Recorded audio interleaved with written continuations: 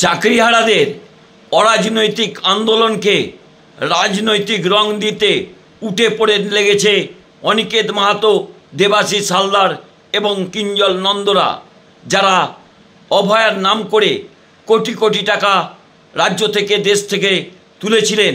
তাদের কাছে হিসাব চেয়েছিল সাধারণ মানুষ।